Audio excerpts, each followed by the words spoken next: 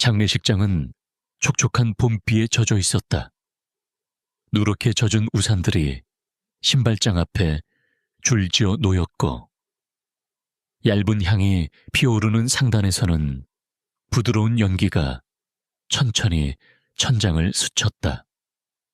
검은 옷을 차려입은 조문객들은 낮게 속삭이며 차례로 분향했지만 그들의 목소리는 빗소리에 삼켜져 허공에서 금세 흩어졌다. 홀 중앙, 촛불이 가물거리는 가운데 작은 소녀가 관 옆에 서 있었다. 6살 윤혜진. 두 손으로 하얀 국화를 꼭 쥔 채 살짝 부르튼 입술이 떨렸다. 조용히 해주세요. 아빠가 울고 있어요. 혜진은 거의 속삭임 같은 목소리로 말했으나 장례식장 전체가 짧게 숨을 들이켰다. 불경을 읊던 스님조차 나무 아미타불을 멈췄다. 그리고 쾅, 쿡, 쿡. 관 안에서 명확한 2번의 두드림이 이어졌다. 빗소리로 가득했던 공기가 순간 진공처럼 고요해졌다. 누군가는 바람이라고 속삭였고 누군가는 목이 메어 기침을 삼켰다.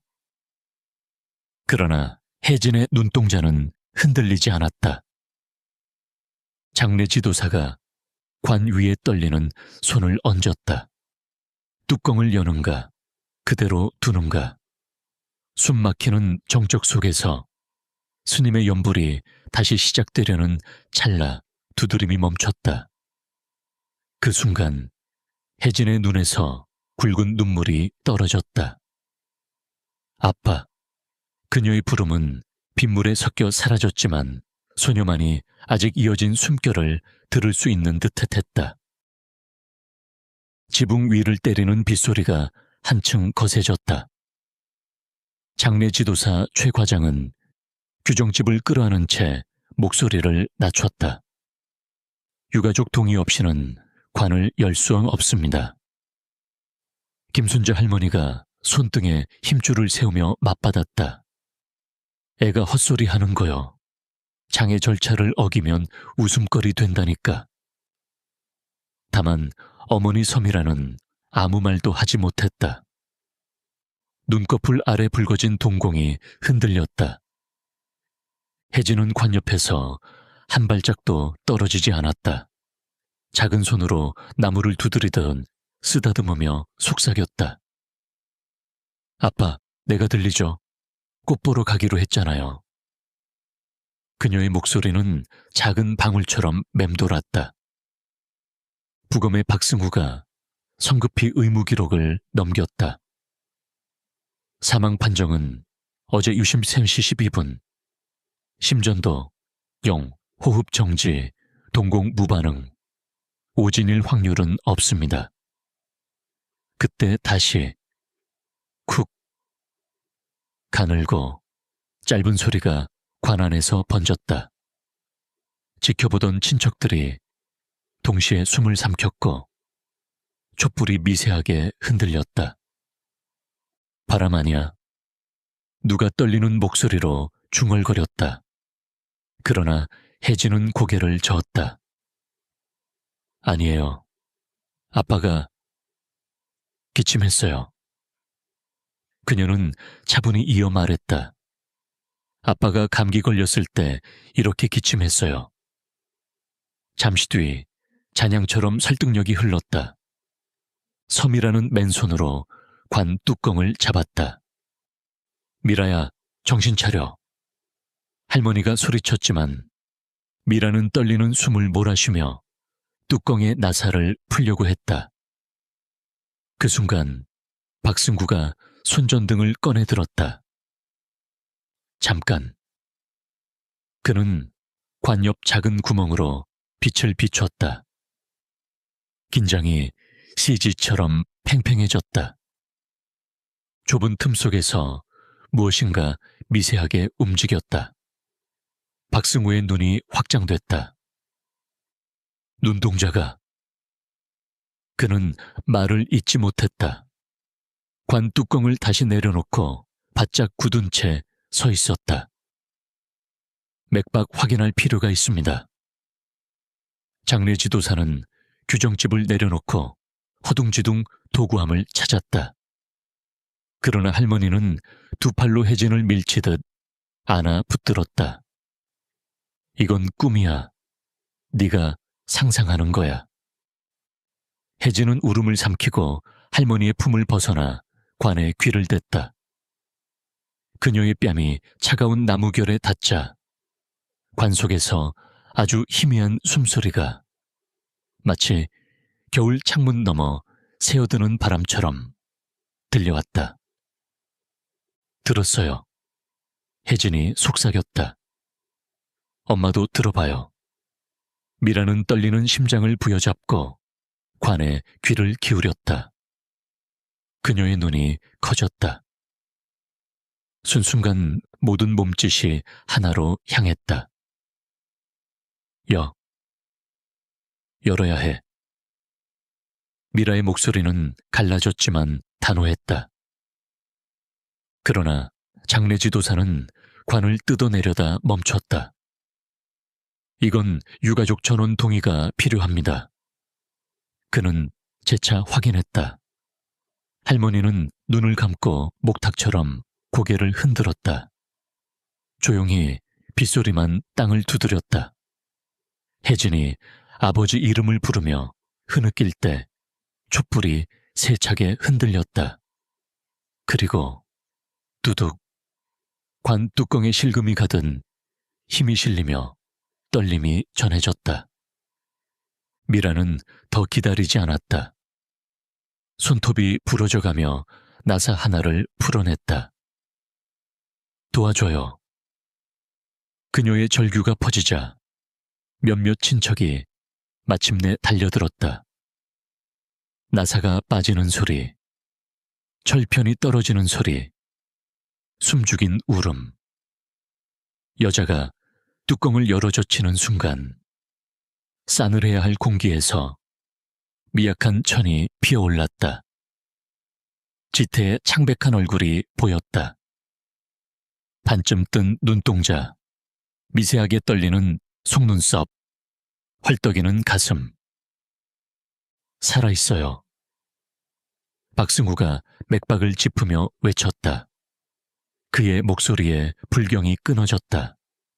스님은 불상을 향해 합장한 채 눈을 감았다. 울음과 환호가 뒤섞이던 장례식장.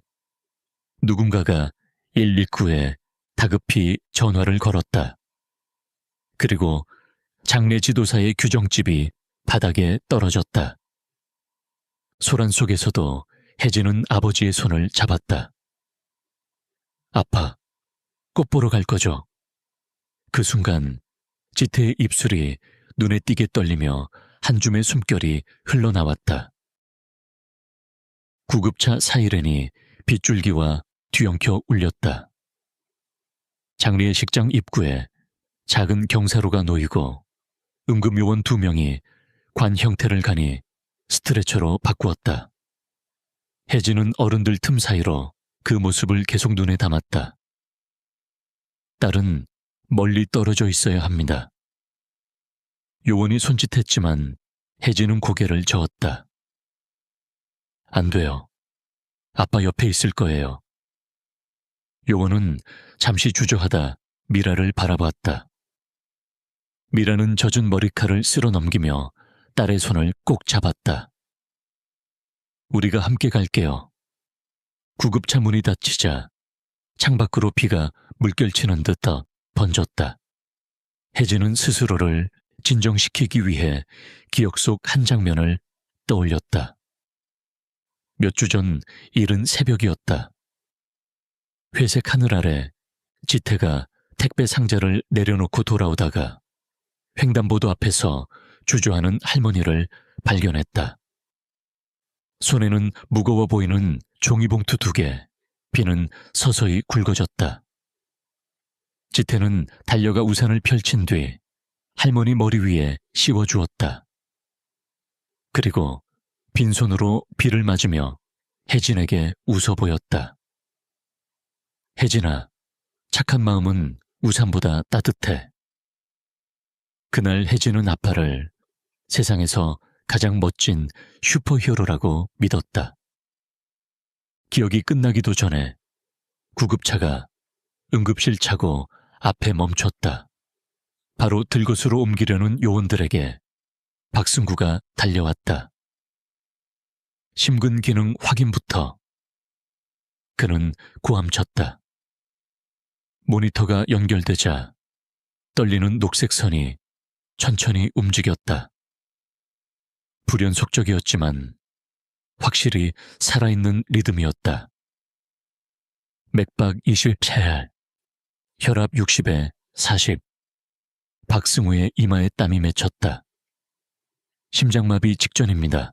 에피네프린 준비하세요. 미라는 문 밖에서 양손을 꼬며 서성였다. 의사와 간호사들이 우르르 지나가고 스트레처가 복도로 사라졌다. 그때 낯선 남자가 다가왔다. 병원 행정팀장이라고 명패에 적혀 있었다. 저희가 최대한 잘 도울 겁니다. 하지만 먼저 장례 절차 중단 동의서에 서명하셔야 합니다. 그는 공식적인 미소를 지었으나 습기찬 형광등 불빛 아래에서 그 미소는 얼음 조각처럼 차가웠다. 미라는 서류를 바라보며 턱을 물끄러미 떨었다. 지금은 서류가 아니에요. 남편이 먼저예요. 그녀가 떨리는 목소리로 말했지만 팀장은 물러서지 않았다. 규정상 필요합니다. 그때 뒤에서 할머니가 나타나 서류를 낚아챘다. 내가 서명할 테니 애미, 넌 안심해. 할머니는 숨가쁘게 한숨을 내쉬었으나 손끝이 떨렸다. 서명을 마치고 돌아선 할머니는 분노와 죄책감이 뒤섞인 눈빛으로 미라를 바라봤다. 우리가 하마터면 우리 지태를 묻을 뻔하랬어. 눈자위가 벌겋게 달아올랐다. 혜진은 그 모습을 조용히 바라보다가 할머니 손을 살포시 잡았다. 할머니, 아빠는 곧 일어나요. 걱정하지 마세요. 그녀의 목소리는 봄비보다 부드러웠다. 응급실 안에서 심장 박동 소리가 스피커를 타고 희미하게 울렸다. 삐, 삐, 느리고 약한 선율. 그 소리를 들으며 혜진은 손에 꼭 쥐고 있던 그림을 펼쳤다. 파란색 크레파스로 그린 벚꽃길 위에 자신과 아빠가 손을 맞잡고 서 있었다. 붉은 글씨로 꽃길 약속이라고 적어둔 제목이 빗물에 번져 희미했지만 그림은 그녀에게 약속처럼 선명했다. 밤늦도록 검사가 이어졌다. 박승우는 혈액검사 결과를 바라보며 중얼거렸다. 산소 포화도 겨우 82%, 대사성 산증이 심각하군. 그는 동료 의사에게 속삭였다. 이 사람, 도대체 왜 이렇게 빨리 사망 선고가 내려졌던 거지? 동료가 문득 기록을 들춰봤다. 시각이 2시간 앞당겨져 있어. 실수치고는 이상하게 정확해. 두 사람의 눈빛이 복도 너머 행정팀장실을 향했다. 새벽 2시 주사기 소리가 멈췄다. 지태의 심전도가 조금씩 규칙을 찾았다. 혜진은 대기실 벤치에서 고개를 떨군 채 잠들어 있었고 미라는 그 곁을 지키며 창밖 어둠을 바라보았다. 빗줄기는 잦아들었으나 거리의 가로등은 젖은 아스팔트 위에 황금빛 얼룩을 남겼다. 그때 혜진이 눈을 뜨더니 창문을 바라보고 속삭였다. 엄마, 들었어요? 미라는 고개를 갸웃했다. 무엇을? 혜진이 대답했다. 아빠가 또 울고 있어요. 그 순간 처치실 쪽에서 급박한 발소리가 들렸다. 의료진이 달려가며 혈압 하락을 외쳤다. 미라와 할머니는 동시에 자리에서 일어났다. 복도 끝 문이 잠시 열리며 붉은 비상등 아래 지태의 흐릿한 시루에트이 보였다. 피곤한 장례식장에 촛불이 꺼지던 순간처럼 누구도 숨을 내쉬지 못했다. 박승우의 목소리가 복도에 메아리 쳤다. 전기 충격기 준비. 200줄. 휘파람 같은 기계음이 고막을 찔렀고 혜진의 듣기 좋은 목소리는 그 소음 위로 조용히 흘렀다. 아빠, 힘내요. 봄꽃 아직 안 피었어요. 그리고 전류가 몸을 가로질렀다. 모니터의 선이 일직선으로 늘어섰다가 다시 작게 흔들렸다. 삐, 삐. 일정한 소리, 극적으로 되살아난 맥박. 박승우가 안도의 한숨을 내쉬었다. 복도에서 지켜보던 미라는 벽에 몸을 기댄 채 눈을 감았다. 할머니는 처음으로 혜진에게 몸을 낮추어 이마에 입 맞추었다. 우리 혜진이 미안하다. 그러나 밤은 아직 끝나지 않았다. 복도 구석 행정팀장이 휴대전화를 귀에 대고 낮은 목소리로 말했다. 유가족이 관 열어버렸습니다. 계획 변경이 필요합니다. 그는 벽시계를 힐끔 바라봤다. 새벽 3시, 초침이 빗방울처럼 부드럽게 흘렀다. 먼 어디쯤에서 천둥이 나지막이 울렸다. 그때 혜진이 벽시계를 올려다보며 속삭였다. 엄마 아빠가 금방 나를 부를 거예요. 미라는 딸의 머리를 안아주며 조용히 대답했다. 그래, 우리 혜진아, 이번엔 모두 들을 거야. 엄마도 할머니도 그리고 온 세상이. 긴급 중환자실로 들어간 윤지태의 숨결은 한 오래실처럼 가늘었다. 산소 마스크 너머로 희미하게 들락날락하는 가슴, 모니터 위 불규칙한 맥박선, 방 안을 메운 억눌린 정막. 박승우는 계속해서 청진기를 옮겨가며 호흡음을 확인했다.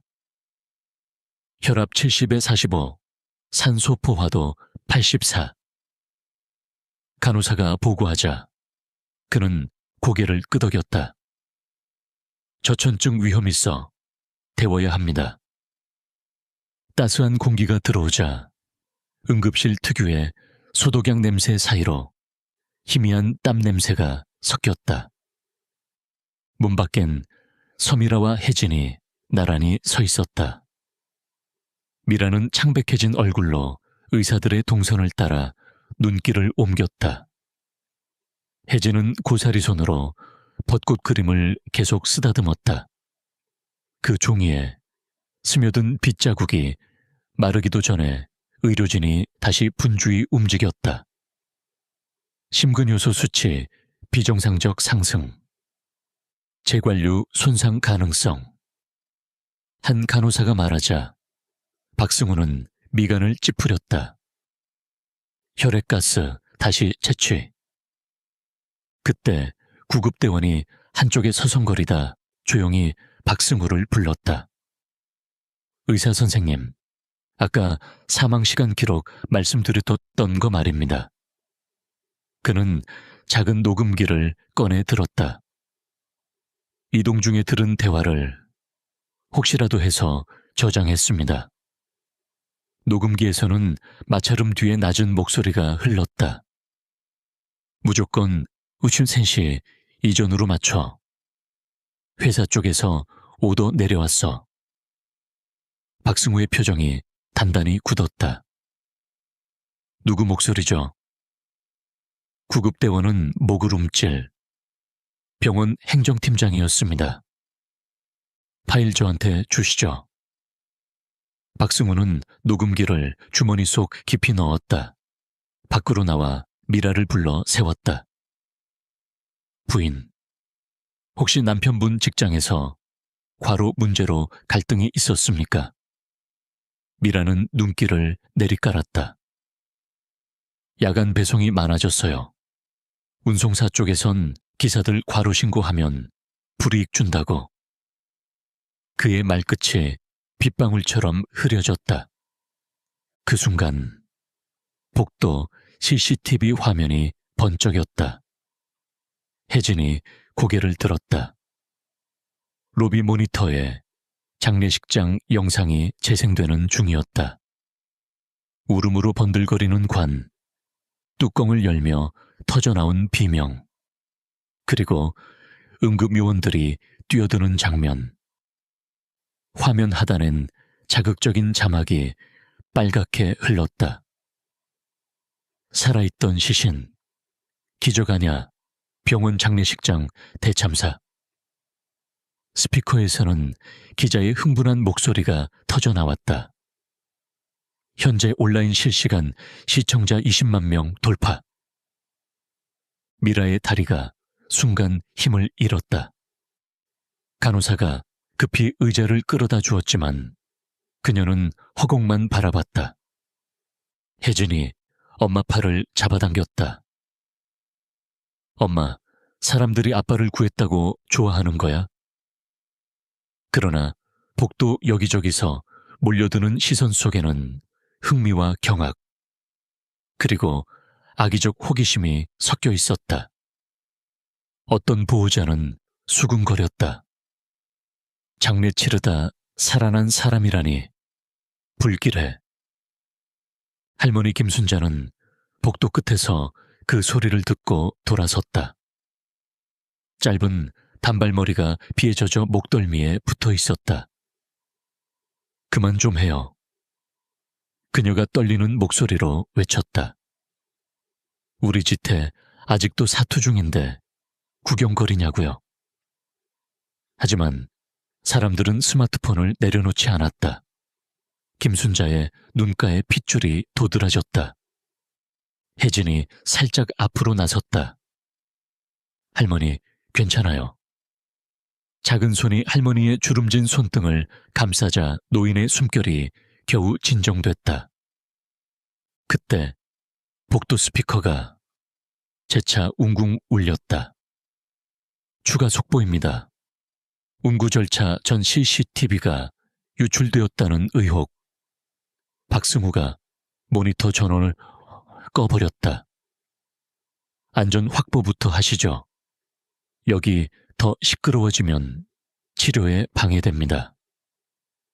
그는 짧게 말한 뒤 미라를 따로 불렀다. 부인, 장례식장 CCTV 원본이 필요합니다. 사망 시각 조작 증거가 될 수 있어요. 미라는 잠시 고개를 끄덕이다 뜰채에서 물고기를 건져 올리듯 숨을 내쉬었다. 직접 가지러 갈게요. 아직 비디오 파일이 남아있을 거예요. 동행해 드리겠습니다. 박승우가 나섰다. 그러나 행정팀장이 나타나 중간을 가로막았다. 환자 보호자가 병원 장비 구역에 무단 접근하셨다는 신고가 들어왔습니다. 그의 웃음기는 사라지고 목소리가 가늘어졌다. 더 이상 혼란을 키우면 치료가 늦어질 수 있습니다. 혜진이 그 말을 듣고 눈살을 찌푸렸다. 치료가 늦어지면 아빠가 또 울 거예요. 아이의 말이 칼날처럼 복도에 꽂혔다. 행정팀장은 저도 모르게 시선을 돌렸다. 아이를 진정시켜 주세요. 그는 빠르게 돌아섰다. 하얀 형광등 아래 무표정한 그림자가 바닥을 스쳐 지나갔다. 잠시 후 병실 안에서 심전도 소리가 규칙을 찾기 시작했다. 삐, 삐, 삐. 느리지만 분명했다. 미라는 투명 유리창 너머로 그 선율을 들으며 두 손을 모았다. 제발 꽃길을 같이 걷게 해주세요. 그녀의 울먹임이 작게 떨렸지만 혜진이 곁에서 고개를 끄덕였다. 엄마 아빠는 들려요. 우리 목소리 다 듣고 있어. 박승우가 혈압 측정치를 적으면서 중얼거렸다. 맥박 회복 중. 천도 올라가고 있습니다. 뒤편 간호사가 조심스레 물었다. 혹시 기적일까요? 그는 잠시 생각하다 고개를 저었다. 기적이라 부르기엔 너무 많은 손이 뒤에서 끊어놨어요. 이건 살려달라는 몸부림이었죠. 그의 시선은 복도 CCTV 카메라 위, 깜빡이는 붉은 촬영등으로 향했다. 그날 밤 병실 창밖으로 빗줄기가 완전히 그쳤다. 그러나 도시의 골목마다 파란 불빛, 빨간 불빛이 번갈아 비추며 사이렌이 울려 퍼졌다. 기자들이 병원 앞에 진을 치고 삼각대 위로 카메라 불빛이 눈부시게 튀었다. 혜진은 대기실에서 조용히 노트북 화면을 바라봤다. 누군가 올린 장례식장 영상 클립 하단. 좋아요 숫자가 눈 깜박할 때마다 늘어났다. 수천 개의 댓글 중 어떤 이는 우리도 의료 시스템 믿지 말아야 라 쓰고 어떤 이는 아이 말 들어야 산다 라 썼다. 혜진은 조용히 화면을 닫았다. 바로 그때 복도 스피커에서 누군가를 찾는 안내음이 울렸다. 윤혜진 보호자, 즉시 원무팀으로 와주십시오. 미라는 눈을 휘둥그렇게 뜨고 박승우를 바라봤다. 무슨 일이죠? 그가 대답하려던 순간 원무팀 앞 자동문이 닫히며 안쪽 유리에 출입 제한 경고등이 붉게 켜졌다. 문 너머에서 낮은 목소리가 새어나왔다. 장례식장 CCTV 반드시 회수해. 증거는 오늘 안에 끝내야 한다. 새벽 4시 병원 원무팀 사무실. 행정팀장이 모니터를 향해 몸을 기울였다. 화면에는 장례식장 내부 영상 파일 목록이 떠 있었다.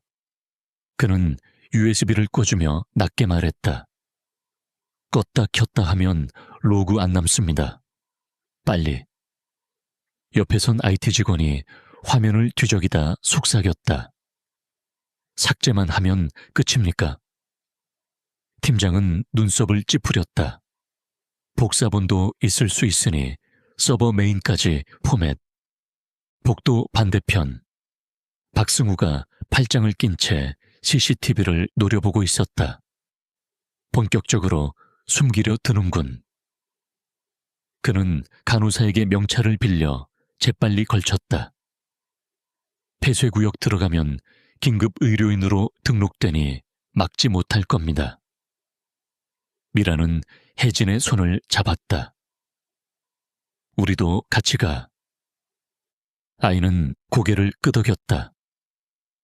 원무팀 앞 경비가 두 사람을 보고 팔을 벌렸다. 관계자 외 출입 금지입니다.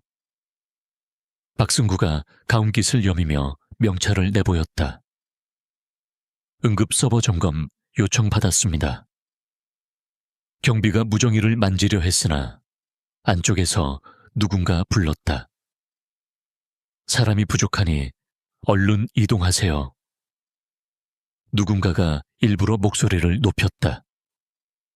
경비는 잠시 머뭇대다 통로를 열어주었다. 사무실 문을 밀고 들어가자 행정팀장과 IT 직원이 황급히 창을 닫으며 돌아섰다. 무슨 일입니까? 팀장이 목소리를 낮췄지만 눈동자가 흔들렸다. 박승우는 곧바로 서버렉 쪽으로 걸어가 케이블을 살폈다. 비상 백업 장치 점검 사인 받으러 왔습니다. 영상 기록 보존은 의료법 위반 조항이라. 말이 길어지기도 전에 혜진이 손가락으로 책상 위 USB를 가리켰다. 저기에 아빠 장례식장 영상 있어요. 팀장의 표정이 얼음처럼 굳었다. 아이 말은 증거가 안 됩니다. 그는 USB를 움켜쥐려 했으나 작은 손이 먼저 덮쳤다. 혜진이 USB를 꼭 잡고 눈을 올려다봤다. 아빠가 다시 울기 전에 돌려줄게요. 팀장은 황급히 아이 손을 치우려다 뒤에서 울린 알람에 멈칫했다. 삐, 삐, 삐. 응급실 전력 차단을 알리는 경보음. 모든 형광등이 한꺼번에 꺼지며 어둠이 덮쳤다. 정전? 아니, 누군가 차단했어. IT 직원이 소리쳤다. 사무실은 컴퓨터 펜 소리만 남긴 채 암흑이 되었다. 비상등이 켜지기도 전에 박승우가 혜진을 끌어안고 문 쪽으로 몸을 돌렸다. 계단으로. 그 순간 복도 전체가 정적에 잠겼다. 휴대폰 불빛이 여기저기서 켜졌다. 누가 밀치는 소리에 메탈문이 덜컹거렸고 계단 아래서 달려오는 발걸음이 공명했다. 혜진은 USB를 품속에 꽉 쥐고 있었다. 그 작은 몸이 박승우 팔 안에서 떨렸다. 하지만 눈동자는 캄캄한 복도를 뚫고 무언가를 쫓았다. 위층 IC 유닛에서 들려오던 심전도 소리가 전력 차단으로 사라졌다는 사실을 깨달은 박승구가 욕설을 삼켰다. 윤지태 모니터가 꺼졌어. 심폐소리 못 들어. 미라가 비상 계단 쪽에서 휘청이며 물었다. 지태 씨는? 바로 그때 백업 발정기가 돌아가며 병실마다 붉은 비상등이 깜박였다. 다시 삐, 삐 하는 기계음이 울렸지만 리듬은 느리고 불안정했다. 간호사가 복도로 뛰쳐나오며 외쳤다. 혈압 50에 30. 섬액 진행됩니다. 의료진이 뛰어드는 모습이 비상등 아래 파도처럼 요동쳤다. 박승구가 USB를 밀에게 건네줬다. 밖에 기자들한테 이 영상 전해요. 그게 우리 방패입니다. 미라는 손에 땀을 흘리며 고개를 끄덕였다. 혜진을 부탁해요.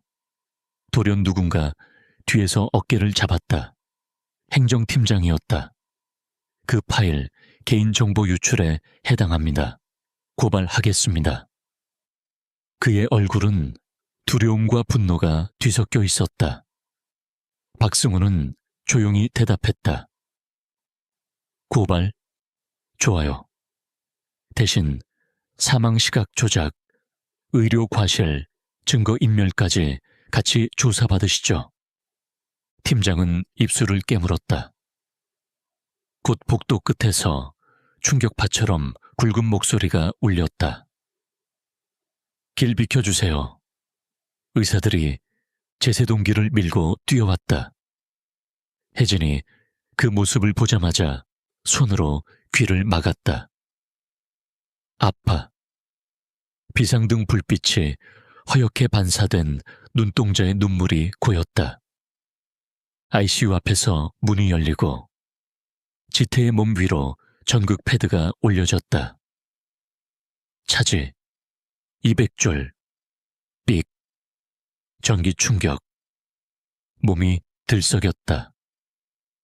모니터 선이 한 줄로 펴졌다가 다시 느릿한 파형을 그렸다. 차지. 250줄. 두 번째 충격이 번개처럼 뻗은 순간 혜진은 울지 않았다. 대신 눈을 감고 조용히 속삭였다. 아빠, 꽃길 문 앞이야. 이제 열어야 해. 삐, 삐, 삐. 미약하지만 규칙적인 소리가 돌아왔다. 의료진의 어깨가 한꺼번에 내려앉았다. 담당 의사가 고개를 저으며 숨을 길게 내쉬었다. 맥박 회복. 하지만 여전히 불안정. 그는 간호사에게 눈짓을 보냈다. 24시간 집중 모니터. 복도 끝. 미라는 기자 무리를 향해 USB를 들어올렸다. 카메라 플래시가 번쩍이며 일제히 그녀를 비췄다. 그녀는 떨리는 목소리로 말했다. 이 안에 진실이 들어있습니다. 우리 남편, 그리고 다음엔 당신 가족일 수도 있습니다. 그녀의 말이 끝나자 비가 그친 새벽 공기 속에서 수십 개의 셔터 소리가 폭죽처럼 터졌다. 미라가 돌아서자 혜진이 달려와 손을 맞잡았다. 아이는 머리를 돌려 ICU 위 붉은 비상등을 바라봤다. 엄마, 아빠가 방금 나를 불렀어요. 미라는 눈을 감고 딸을 끌어안았다. 그 순간 어둠 속으로 섞여있던 안도의 한숨과 공포의 숨결이 함께 흔들렸다. 행정팀장은 휴대폰 속 음성 메신저를 열었다. 계획 실패. 백업 영상 유출 임박. 잠시 망설이던 그는 짧게 답장했다. 2단계 실행. 전송 버튼이 눌리고 화면 위 작은 체크 표식이 파랗게 바뀌었다. 복도 너머 발정이 진동이 낮게 울렸다. 그리고 병원 지하 깊숙이 누군가가 또 다른 스위치를 향해 손을 뻗고 있었다. 새벽이 환한 아침으로 옮겨갈 무렵 병원 앞 인도는 물결치는 인파로 뒤덮였다. 방송사 중계차가 도착하자마자 크레인을 세우고 리포터들은 힘가운 차림 의료진에게 마이크를 들이밀었다. 이른 출근길 시민들은 발걸음을 멈추고 휴대폰 카메라를 들어올렸다. 플래시가 연달아 터질 때마다 윤혜진의 작은 얼굴이 화면 속 기적소녀라는 자막 아래에 반복 재생되었다. 혜진은 2층 병실 창문 너머로 그 장면을 내려다보고 있었다. 저 사람들이 왜 저렇게 모였어요? 아이가 물었다.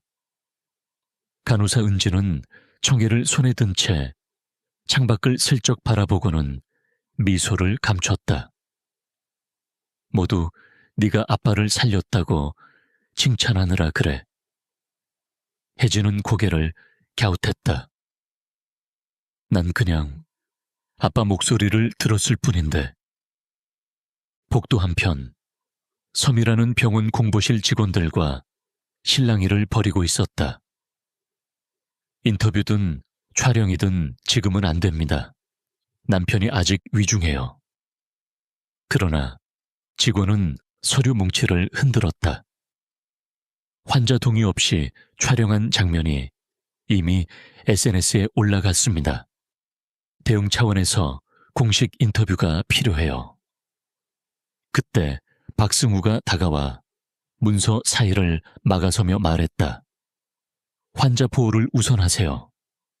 억지로 인터뷰 진행하면 추가 소송감입니다. 직원은 움찔하며 물러섰다.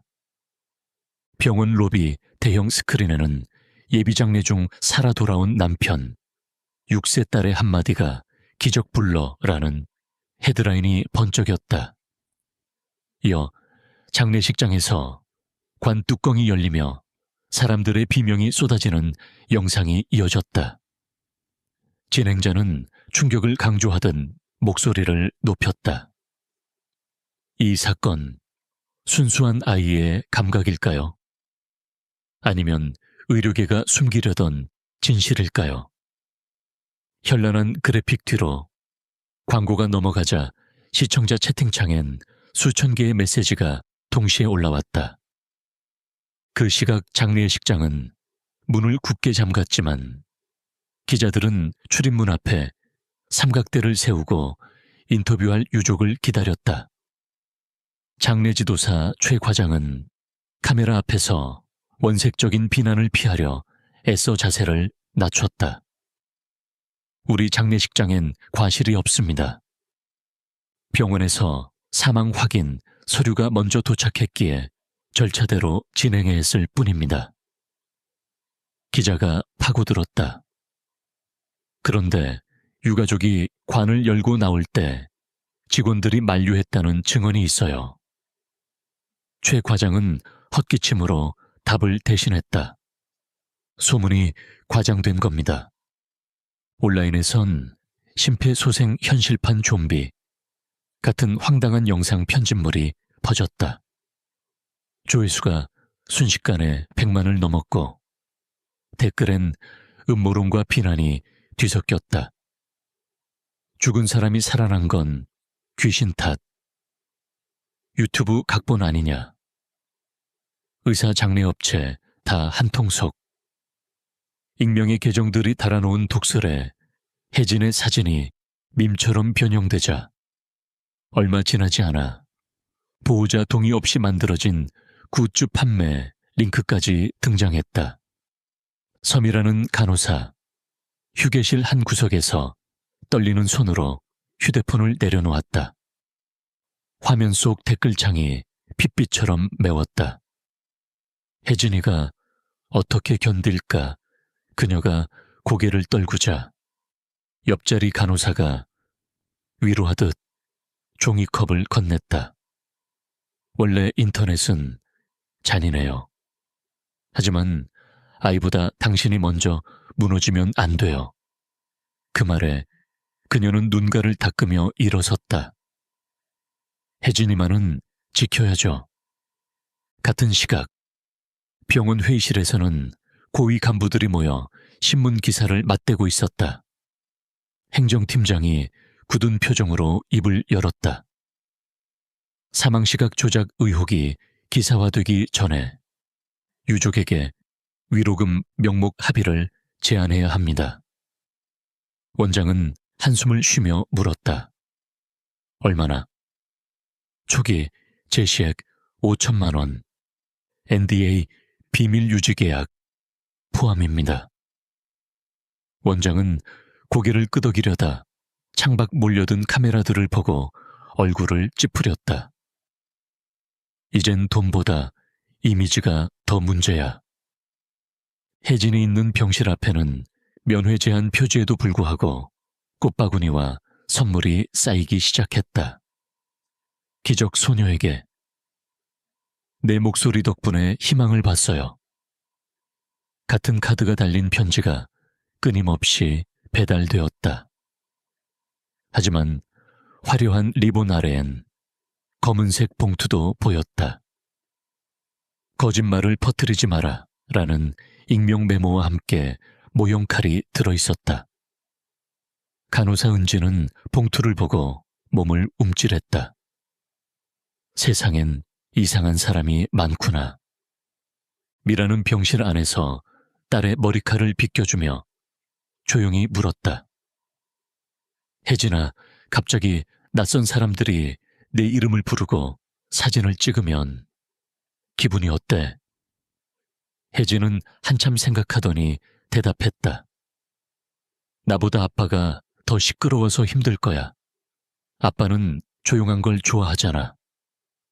말 끝에 아이는 창을 바라보았다. 빗방울이 사라진 창문 너머 하늘의 옅은 햇빛이 고개를 들고 있었다. 그때 전화벨이 울렸다. 미라의 회사 팀장이었다. 이런 큰 이슈가 생겼는데 왜 회사에 보고도 안 했냐? 는 말과 함께 당분간 휴직 처리 통보가 이어졌다. 사실상 해고였다. 한 직원 때문에 회사 이미지를 위험에 빠뜨릴 순 없습니다. 차가운 말 끝에 통화가 끊기자 미라는 핸드폰을 꼭 쥔 채 가슴께를 눌렀다. 손톱이 손바닥에 파고들었지만 아무 감각도 느껴지지 않았다. 같은 날 저녁, 유명 다큐멘터리 제작사가 병원으로 찾아왔다. 프로듀서는 조직화된 미소 뒤에 두툼한 계약서를 내밀며 말했다. 가족의 감동적인 사연을 전 세계에 알리고 싶습니다. 제작비 전액 지원에 수익 배분 보장. 딸이 국제 영웅이 될 기회예요. 그는 혜진에게 눈높이를 맞추고 사탕을 내밀었지만 아이는 고개를 돌렸다. 미라는 단호하게 말했다. 우리는 시오가 아니에요. 서류가 테이블 위로 미끄러져 내려앉았다. 프로듀서는 입술을 깨물었지만 억지 미소를 유지했다. 이런 기회 2번 없습니다. 그러나 미라는 아무 말 없이 서류를 돌려주었다. 밤 9시가 넘어 기적을 믿고 찾아온 신도들이 병원 정문 앞에서 촛불을 들고 기도회를 열었다. 순수한 아이의 영혼이 세상을 깨운다. 가장 작은 목소리를 들어라. 피켓이 흔들렸다. 반대편에는 유사과학, 자작극 반대, 팻말이 등장했다. 두 무리가 고성으로 맞붙자 경찰이 배치되었다. 뉴스 카메라가 그 장면을 또 한 차례 송출했다. 병원 옥상 라운지. 박승우는 손난로를 쥐고 밀에게 조용히 말했다. 언론을 피하려면 퇴원 후 바로 다른 지역으로 옮기는 게 좋겠습니다. 재활병동도 제가 알아봐 드릴게요. 미라는 허공을 바라보다 고개를 끄덕였다. 우리가 떠나면 아빠 치료비는? 박승우가 호주머니에서 종이봉투를 내밀었다. 제가 위험수당으로 받았던 연구비 일부입니다. 언젠가 환자에게 쓰고 싶었어요. 그녀는 눈물이 고여 아무 말도 못했다. 가까운 빌딩 전광판엔 여전히 기적소녀 뉴스 속보가 빛나고 있었다. 새벽녘, 혜진은 간호사, 스테이션 근처 의자에 앉아 잠들어 있었다. 꿈속에서 비에 젖은 벚꽃잎이 빙글빙글 돌았다. 그때 멀리서 낮은 울음소리가 들려왔다. 깜박 눈을 뜬 혜진은 복도 끝을 바라보았다. 아무도 없는데 어딘가에서 흑 울음이 새어나왔다. 아이는 조용히 의자에서 내려와 ICU 쪽으로 걸었다. 붉은 비상등 아래 유리문 너머 침대 위 아빠가 아주 약하게 떨고 있었다. 기계는 정상 범위 안에 있었지만 혜진의 귓겐 분명히 들렸다. 아빠의 울음을 닮은 기침소리. 그 순간 복도 TV에서 속보 자막이 흘렀다. 장례식장 측 유가족의 3억 원 보상 제안. 병원과 공동 책임 회피. 혜진은 고개를 돌려 모니터를 바라보다가 갑자기 머릿속이 울렸다. 뭔가 아빠 근처에서 또 잘못 돌아가고 있어. 전등 아래 아이의 그림자가 길게 늘어졌다. 그때 병실 호출등이 깜빡이며 급박한 알람이 울렸다. 간호사들이 뛰어나가고 혜진은 속삭였다. 엄마, 아빠가 다시 울고 있어. 다음 날, 이른 오전 윤지태의 눈꺼풀이 천천히 떨렸다. 모니터 위 맥박선이 고르게 솟구쳤다. 가라앉으며 점점 안정된 파형을 그렸다. 간호사 은지가 숨을 삼키며 속삭였다. 의식 회복 단계입니다. 그녀는 인터폰으로 박승우를 호출했다. 의사가 달려와 지태의 동공 빗반사를 확인했다. 지태 씨, 들리십니까? 손가락을 움직여 보세요. 순간 가느다란 손가락이 떨리며 미약하게 접혔다 펴졌다. 주변에서 짧은 환호가 터졌다. 미라는 입술을 꼭 깨물고 침대 곁으로 다가섰다. 혜진은 침대 난간을 작은 두 팔로 꼭 붙들고 얼굴을 가까이 댔다. 아빠, 나 여기 있어요. 그 소리에 지태의 입술이 조금 움직였다. 쉰 숨결이 마스크 안쪽에서 새어나왔다. 진, 거의 들리지 않는 소리였다. 아이는 눈망울을 동그랗게 뜨더니 울음 대신 해맑게 웃었다. 아빠 약속 기억하죠? 꽃길. 그러면서 그림을 꺼내 아빠 눈높이에 펼쳐 보였다.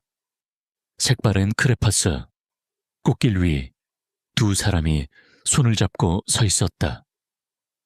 지태의 눈에서 맺혔던 눈물이 한 줄기 흘렀다. 미라는 흐느끼며 그의 손을 잡았다. 여기 있어줘서 고마워요. 그런 엄마를 보고 혜진은 작게 속삭였다. 울지 마, 엄마. 아빠 목소리 듣잖아.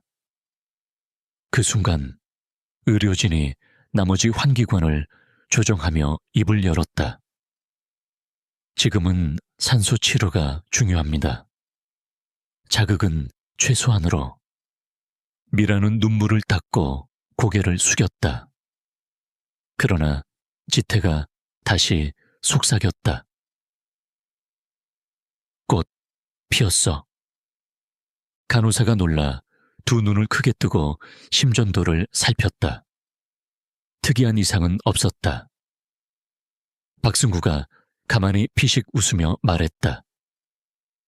환자가 외부 자극에 반응하는 건 나쁜 신호가 아닙니다. 오히려 생명력의 증거죠. 그는 가족에게 가볍게 고개를 끄덕였다. 몇 주 재활치료만 잘 받으면 일상생활 가능할 겁니다. 다만 그는 조용히 목소리를 낮췄다. 신문, 방송, SNS 댓글 이런 자극은 피하셔야 합니다. 정신적 스트레스가 회복을 늦춰요. 그때 복도에서 직원이 급히 달려왔다. 식당 쪽 전력까지 내려갔습니다. 발정이 과부하 위험. 박승우가 인상을 찌푸렸다. 지하 전력실 점검은 아직도 안 끝났습니까? 직원은 땀에 젖은 셔츠를 움켜쥐며 고개를 저었다. 전력실 회로가 누가 일부러 끊어놓은 흔적이. 말끝을 흐리자 박승구는 눈빛을 바꿔 물었다. 누가? 동시에 행정팀장이 병실 문 앞에 나타나 고개를 숙였다. 죄송합니다, 의료진 여러분. 잠시 가족분과 얘기 좀. 미라는 몸을 돌려 아기를 지키듯 침대 앞을 막아섰다. 무슨 일인데요? 팀장은 억지 미소를 유지했으나 땀방울이 관자놀이를 흘러내렸다. 병원 경영진이 공식 사과문을 준비 중인데 언론 발표 전 유가족의 동의를. 그의 말이 끝나기도 전에 박승우가 끼어들었다.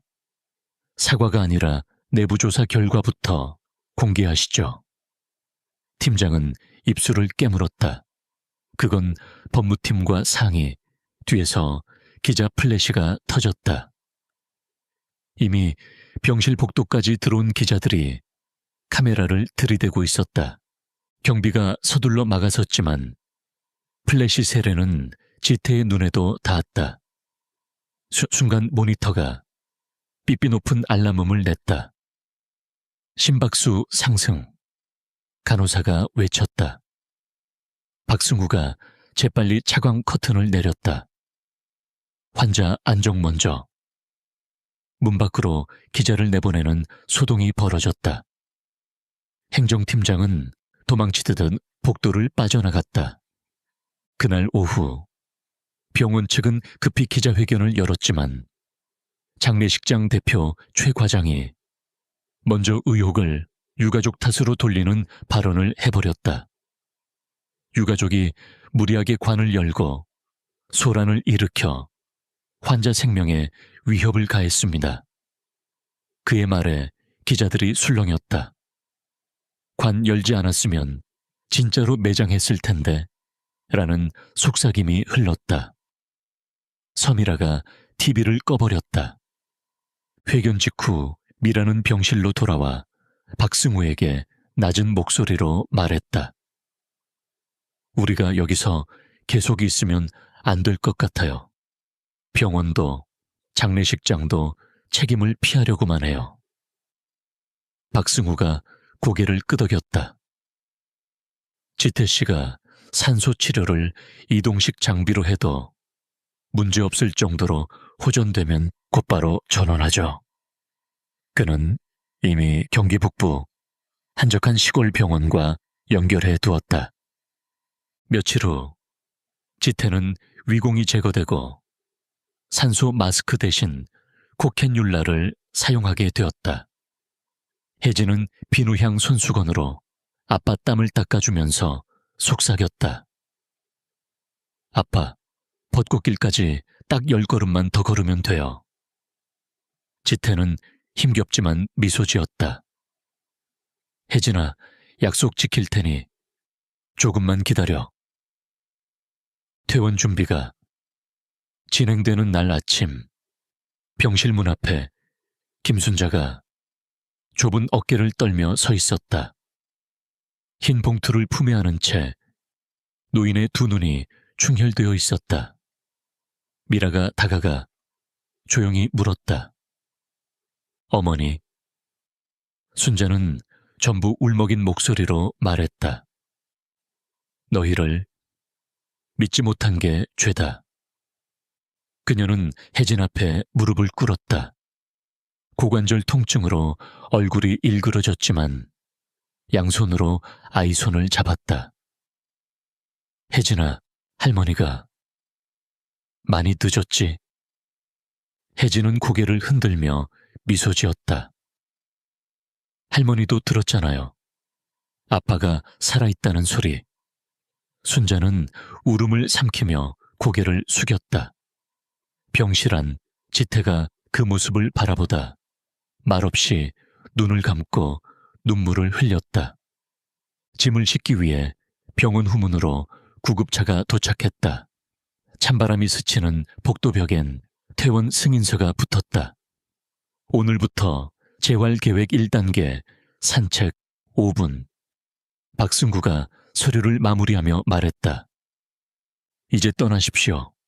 멀리 조용한 곳에서 가족끼리 회복하세요. 그는 마지막으로 USB를 밀에게 돌려주었다. 증거는 백업해 두었습니다. 필요하면 언제든 연락을. 병원 밖으로 나오자 모여있던 기자들이 차를 쫓아왔다. 경적 소리와 카메라 셔터가 겹쳤다. 경찰이 인도를 막아줬고 구급차는 시동을 걸었다. 차창 너머로 혜진은 웅성대는 군중을 바라봤다. 그 속엔 꽃다발을 흔드는 손과 욕설을 내뱉는 입이 함께 있었다. 아이는 조용히 손을 흔들었다. 어느 틈에 빗방울이 다시 내리기 시작했다. 구급차가 시내를 벗어나자 빗소리만 남았다. 한참을 달려 외곽 고속도로에 접어들 무렵 혜진이 창에 이슬 낀 손가락으로 글씨를 썼다. 꽃길. 그리고 하트를 하나 그렸다. 지태는 누워서 그 글씨를 바라보다 눈시울을 붉혔다. 아직 숨소리는 거칠었지만 그는 속삭였다. 약속. 지킬 거야. 구급차가 고속도로를 빠져나와 시골길로 접어드는 순간 뒤쪽 차량 한 대가 헤드라이트를 껐다 켰다. 반복하며 따라붙었다. 운전하던 구급대원이 백미러를 보며 중얼거렸다.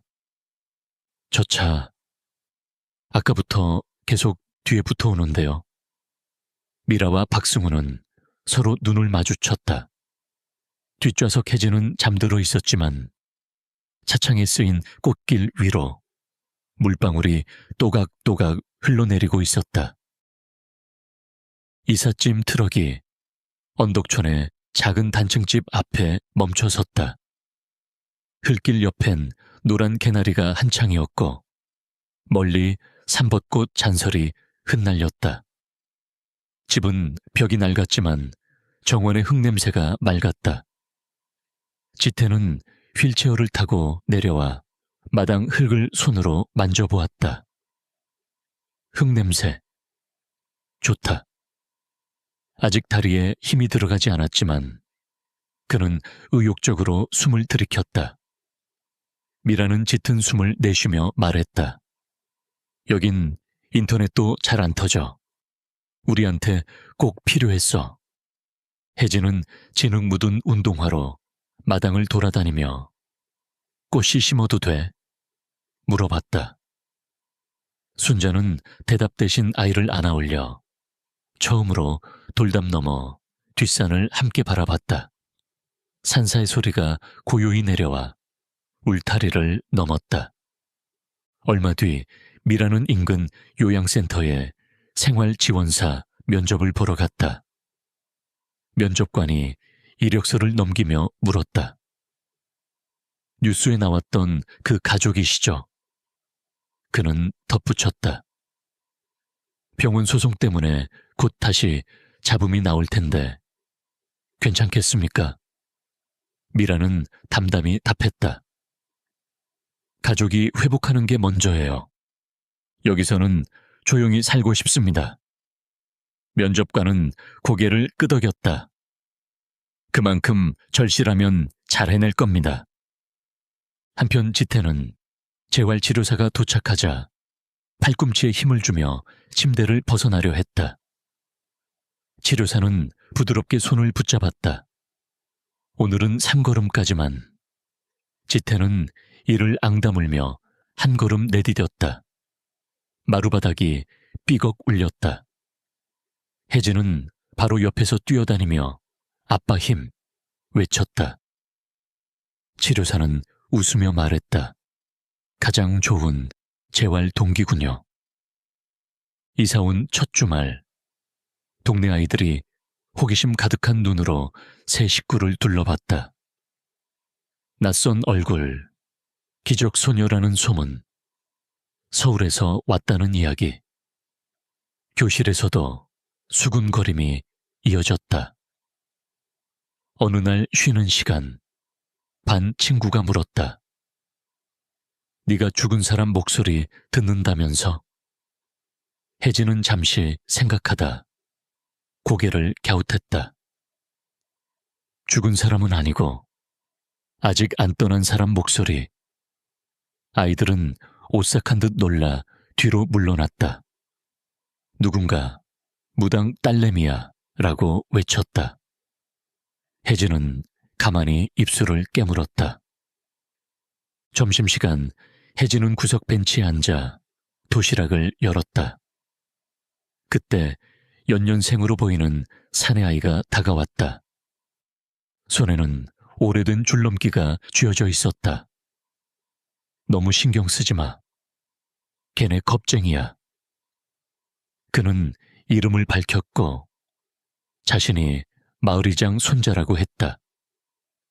나는 손민수, 내 얘기 뉴스로 봤어. 멋지더라. 혜진은 수줍게 웃었다. 아빠 목소리만 들었을 뿐인데. 민수는 줄넘기를 흔들며 말했다. 나 줄넘기 200번 하면 네가 박수 쳐줄래? 그렇게 소란스러운 학교 생활에도 작은 빛이 스며들었다. 하지만 밤마다 혜진은 이불 속에서 울음 섞인 속삭임을 들었다. 그건 아빠의 기침이 아닌 어디선가 미처 닿지 못한 목소리 같았다. 그녀는 베개를 끌어안고 속삭였다. 누구야? 그러면 목소리는 스르륵 멀어졌다. 꿈속에서 그녀는 장례식장의 촛불처럼 흔들리는 불빛을 따라 걸었고 관 한가운데 작은 문이 열리며 한 소년이 손을 뻗었다. 도와줘. 혜진이 깨어나면 새벽 안개만 남았다. 몇 주 뒤 마을회관에 8살 최재훈 실종. 전단이 붙었다. 사진 속 재훈이는 학교 앞에서 마지막으로 목격된 뒤 사라졌다고 했다. 주민들은 산과 가을, 폐창고를 뒤졌지만 흔적이 없었다. 혜진이 전단을 바라보자 귓가에 또 그 목소리가 속삭였다. 추워. 어두워. 그녀는 몸을 움찔했다. 그날 오후 학교 운동장 끝쪽에 오래된 우물이 있었다. 나무 덮개는 썩어 반쯤 무너졌고 옆엔 자물쇠에 채워진 철제 뚜껑이 덮여 있었다. 어느 누구도 가까이 가지 않았다. 혜진은 우물 앞에서 귀를 기울였다. 바람 소리와 함께 낮은 흐느낌 같은 기척이 올라왔다. 그때 선생님이 불러 세웠다. 혜진아, 그쪽 위험해. 아이는 놀라 뒤돌았지만 흐느낌은 여전히 들렸다. 집으로 돌아와도 그 울음은 귀에서 가시지 않았다. 밤새 비가 내려 지붕을 치고 바람이 처마 끝을 울렸다. 혜진은 창문을 열었다. 마당 끝 우물과 이어진 석벽 사이로 안개가 스며들었다. 그리고 분명히 들렸다. 도와줘. 여기. 아이는 창문을 닫고 숨을 삼켰다. 하지만 이내 결심한 얼굴로 문을 열고 나와 현관으로 향했다. 발뒤꿈치 들고 몰래 신발을 신는 순간 부엌에서 물 마시던 지태가 불을 켰다. 허약한 몸이지만 딸 앞을 막아섰다. 어디 가니 이 밤에? 혜진은 떨리는 목소리로 말했다. 아빠. 누가 우물에서 울고 있어. 지태는 숨을 고르며 아이의 어깨를 감싸 안았다. 우물은 오래돼서 물도 없어. 너 잘못 들은 거야. 하지만 혜진은 고개를 저었다. 아빠도 나 안 믿었으면. 그 말에 지태는 입술을 다물었다. 그는 한참 후 조용히 답했다. 알겠어. 내일 아침 아빠도 같이 가볼게. 아이는 그제야 눈을 감고 품에 안겼다. 다음 날 경찰 수색팀이 마지막 희망으로 산 뒤쪽 나무숲을 훑고 있었다. 마을 사람들 몇몇은 기도를 드리기도 했다. 그때 혜진이 아빠 휠체어를 밀고 우물 앞에 섰다. 사다리가 있고 소방대원이 근처를 살피다 자물쇠가 잠겨 있어서 여긴 아닐 겁니다. 라고 말했다. 혜진은 돌담에 귀를 댔다. 이 안 깊숙이 그녀의 눈이 촉촉해졌다. 지태가 부드럽게 말했다. 경찰 아저씨, 혹시 뚜껑 열어봐 주실 수 있을까요? 딸아이가 계속 이상한 소리를 듣는다 해서 소방대원은 난처한 표정으로 카메라를 의식했다. 규정상 허가 없이는. 그때 혜진이 떨리는 목소리로 외쳤다. 살려달래요. 여기 있다고요. 순간 어른들의 시선이 아이에게 쏠렸다. 순자는 가슴을 움켜쥐었다. 어른들, 좀 들어보세요. 이 아이가 우리 지태도 살렸잖아요. 주민들이 웅성댔다. 마침내 파출소장이 머리를 긁적이며 말했다. 확률은 낮지만 검증 차원에서 열어봅시다. 시간도 얼마 안 남았죠. 쇠사슬이 풀리고 녹슨 뚜껑이 삐걱 들렸다.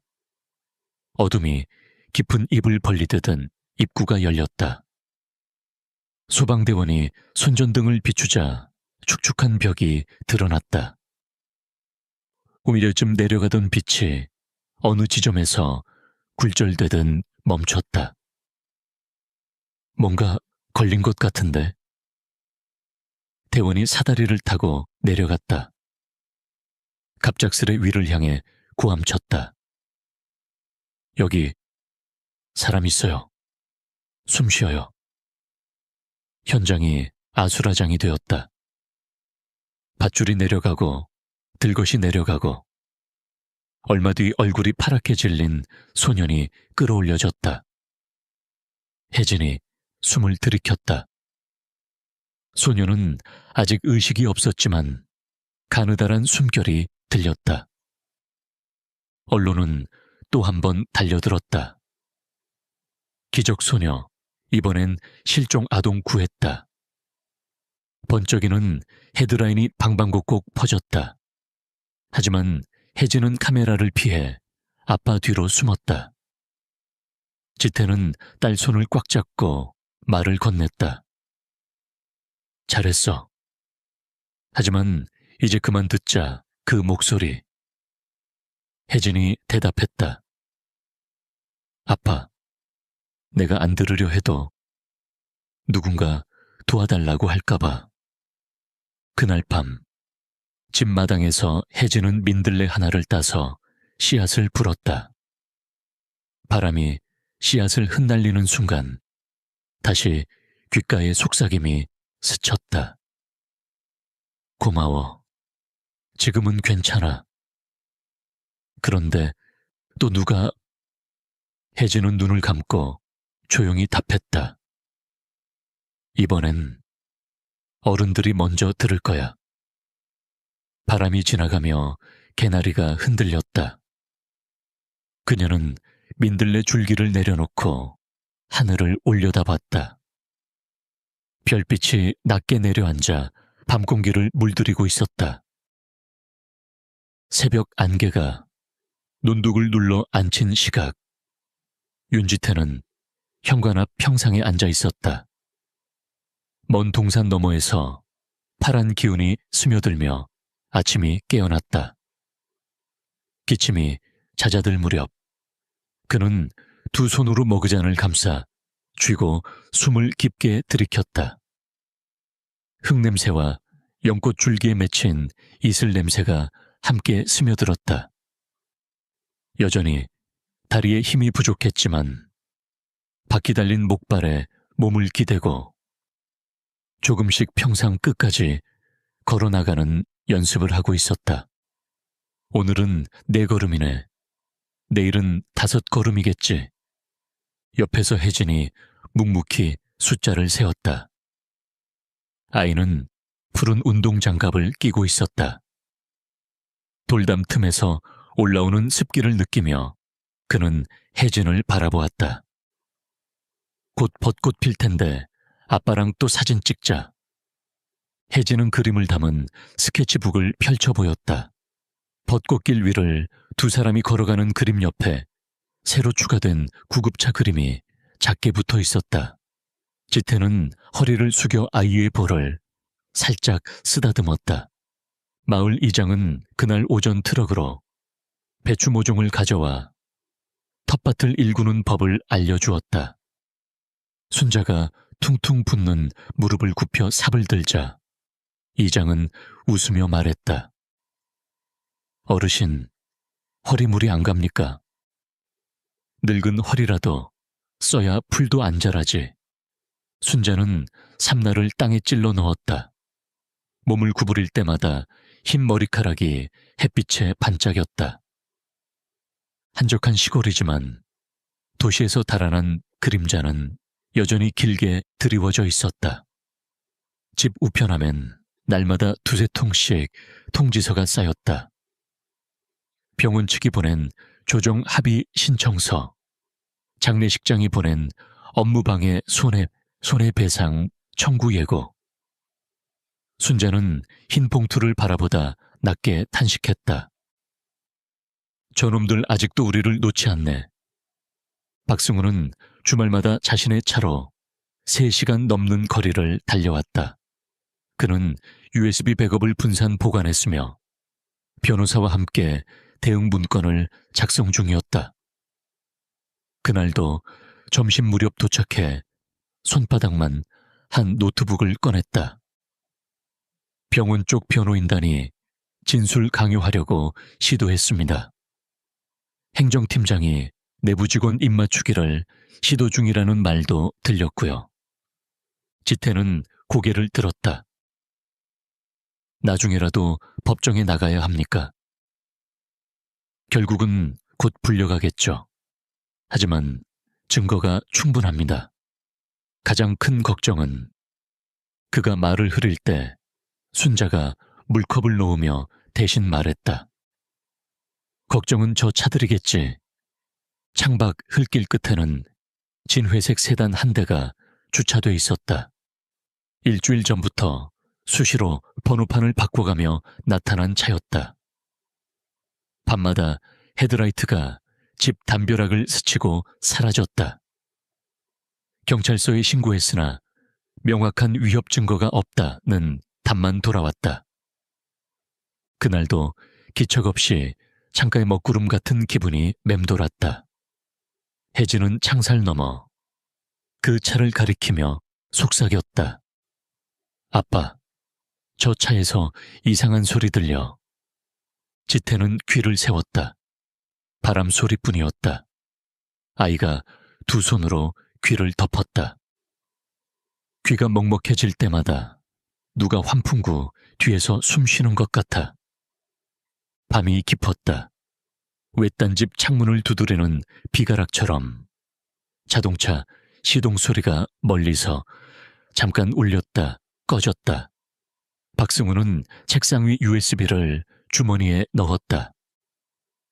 전기시설 점검하러 다녀올게요. 농가 전력선이 약해요. 그가 현관을 나서는 순간 외부 전등이 탁 꺼졌다. 같은 순간 집 안전등도 꺼지며 어둠이 내려앉았다. 순간 혜진이 숨을 들이켰다. 아빠, 들렸어? 지태는 아이를 끌어안았다. 문 밖에서 누군가 흙을 밟는 발소리가 들렸다. 허리까지 올라오는 담쟁이 잎이 스치는 소리, 비닐 문자가 파삭 꺾이는 소리. 지태는 숨을 죽였다. 박승우가 휴대폰 손전등을 켜고 창밖을 비췄다. 빈 눈 사이로 손전등 불빛이 뱀처럼 기어들어왔다. 그는 걸쇠 대신 몽키 스패너를 움켜쥐었다. 미라가 혜진을 등에 업고 방 안으로 몸을 숙였다. 집단 냄새가 스며드는 방바닥에 아이의 심장 소리가 크게 울렸다. 바깥에서 남성의 저음이 낮게 퍼졌다. USB만 넘기면 끝나. 가족은 안 건드릴게. 박승우는 방문 틈 사이로 소리쳤다. 이건 의료 과실 증거다. 공개될 거다. 밖에선 웃음인지 콧김인지 모를 짧은 소리가 났다. 기적이고 뭐고 세상엔 과학보다 돈이 세. 벼락이 아득히 산등성이를 때렸다. 굵은 빗줄기가 지붕을 내리쳤고 순간 낡은 전봇대에서 전기가 튀며 불꽃이 번쩍였다. 비상발전기가 돌아가 집 안전등이 깜박였다. 그때 순자가 허리를 펴고 마당으로 나왔다. 비를 맞은 백발이 얼굴에 붙어 있었다. 당신들, 저 애가 우리 목숨 살린 거 알아. 또 죽이고 싶으면 쏴봐라. 손에 들린 건 낫 대신 부러진 홈이었지만 그녀의 팔은 떨림없이 곧았다. 어둠 속 남자는 한 발짝 물러섰다. 빗속에서 사내둘이 무정이를 주고받더니 차를 향해 달아났다. 타이어가 진창을 물고 돌아갔고 붉은 미등이 농로 끝으로 사라졌다. 박승우는 전신에 힘을 뺐다. 오늘은 물러났지만 또 올 겁니다. 그날 밤 주방에 모여 끓인 보리차 냄새가 맴돌았다. 순자는 호호불호 시킨 찻잔을 혜진에게 건네며 말했다. 할머니, 무서웠어요. 무서웠지. 그래도 네가 더 무섭겠다 싶어서 나왔지. 지태는 아이 머리를 쓰다듬었다. 아빠가 지킬게. 이제 진짜로. 혜진은 고개를 끄덕였으나 귓겐 여전히 작은 속삭임이 돌았다.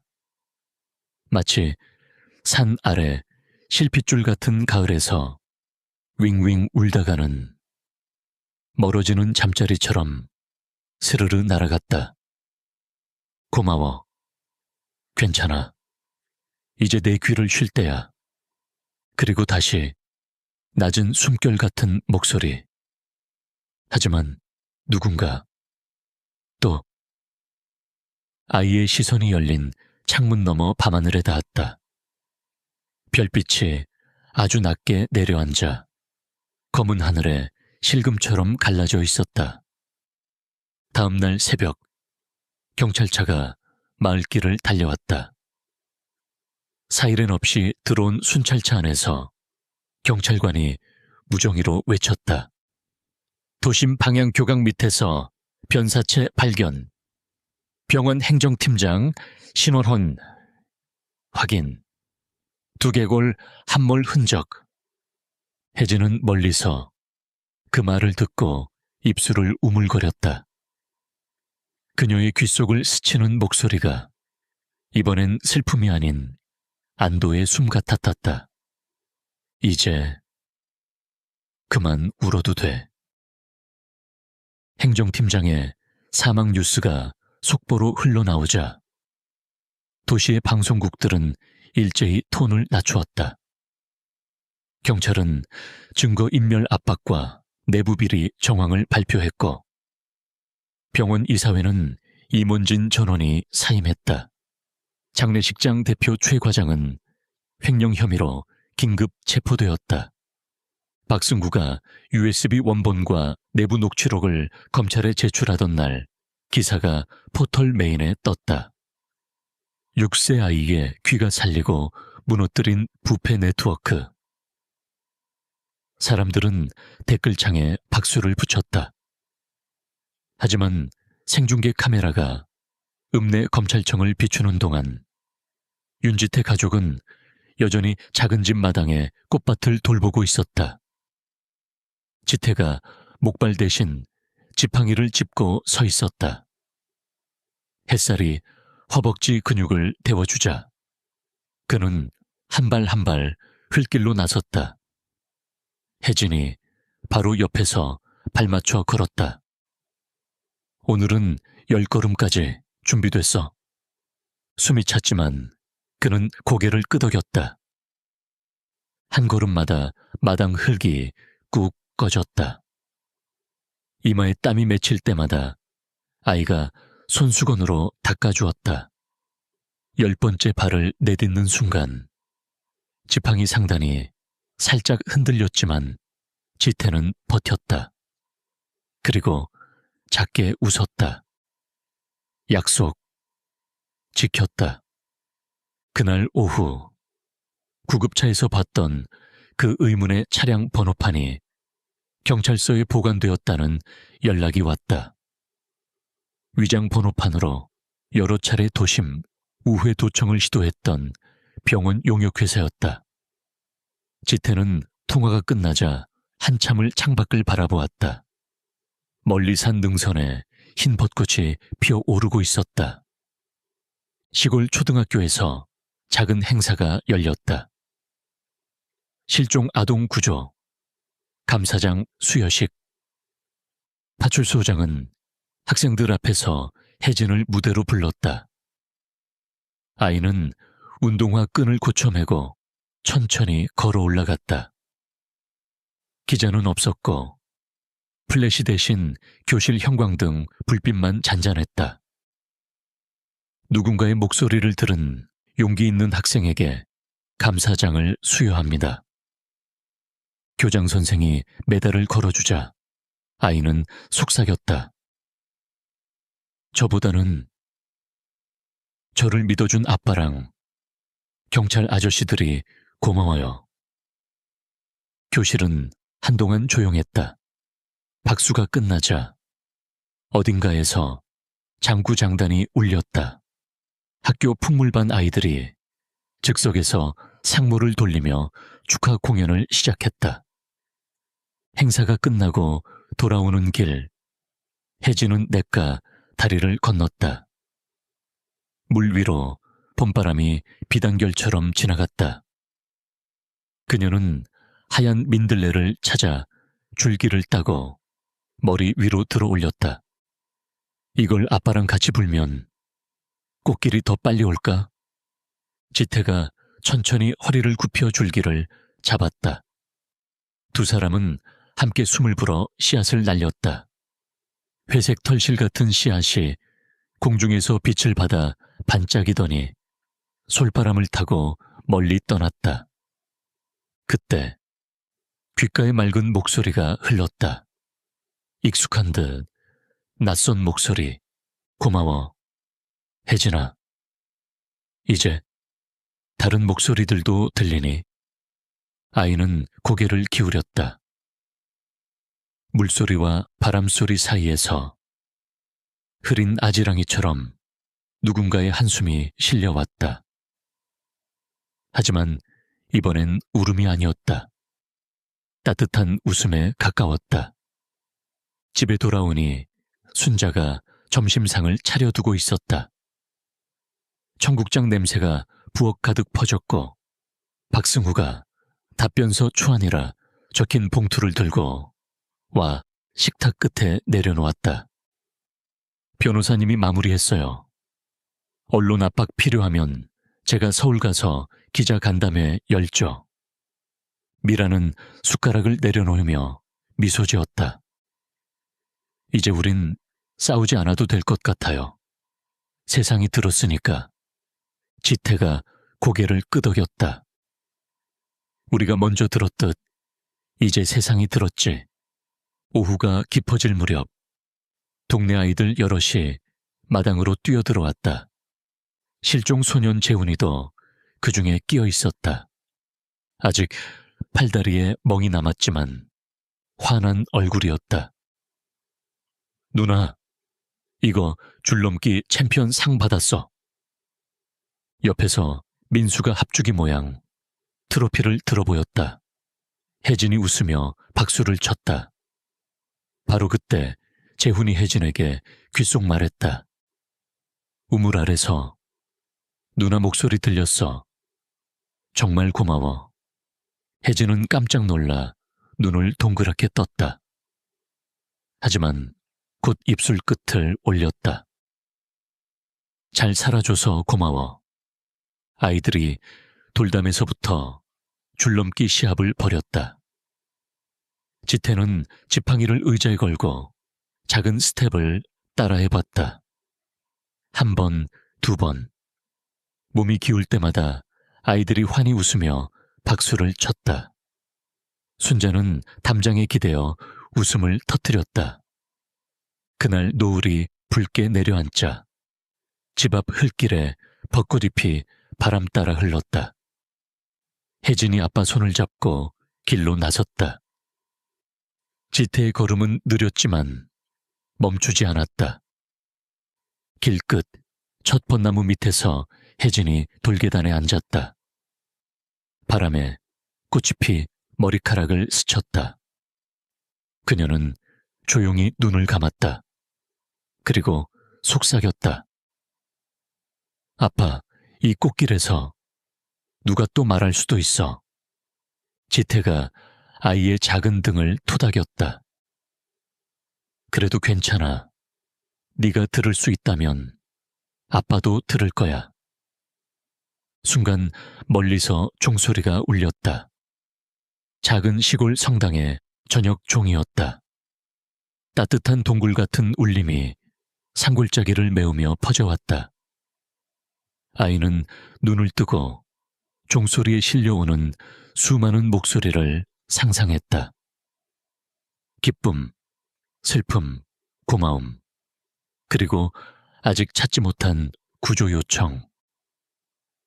세상엔 많은 소리가 있단다.